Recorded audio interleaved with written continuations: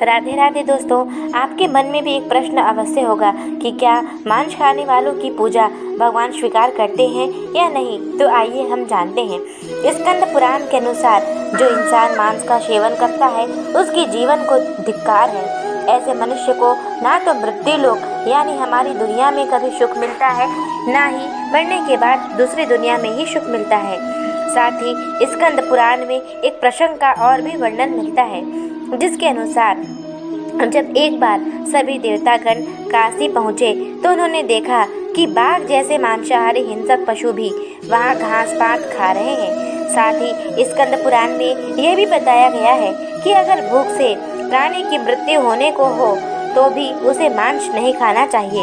इतना ही नहीं, स्कंद पुराण के अनुसार भगवान शिव उन लोगों की भक्ति अथवा पूजा कभी स्वीकार नहीं करते जो मांस या मदिरा का सेवन करते हैं। वराह पुराण के अनुसार वराह पुराण में भी इस बात का वर्णन मिलता है, जिसके अनुसार भगवान विष्णु के वराह अवतार पृथ्वी देवी के पूछने पर कहते हैं कि जो मनुष्य मांस खाते हैं मैं ना तो उनकी पूजा स्वीकार करता हूँ और ना ही उसे अपना भक्त मानता हूँ। साथ ही भगवान विष्णु के वराह अवतार पृथ्वी देवी से यह भी कहते हैं कि जो मनुष्य मछली या दूसरे पशु के मांस का सेवन करता है मेरे लिए उससे बड़ा अपराधी और कोई भी नहीं है। श्रीमद् भगवत गीता के अनुसार भगवान श्री कृष्ण ने भी गीता में बताया है कि मनुष्य को क्यों खाना चाहिए और क्या खाना चाहिए और क्या नहीं।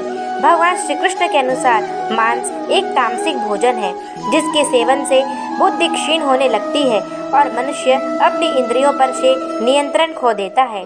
उसके बाद मनुष्य ना चाहते हुए भी कई तरह के अपराधों का भागीदार बन जाता है और ऐसा मनुष्य जब भगवान श्री कृष्ण की पूजा करता है या मुझे याद भी करता है तो भगवान श्री कृष्ण उनके पास नहीं जाते।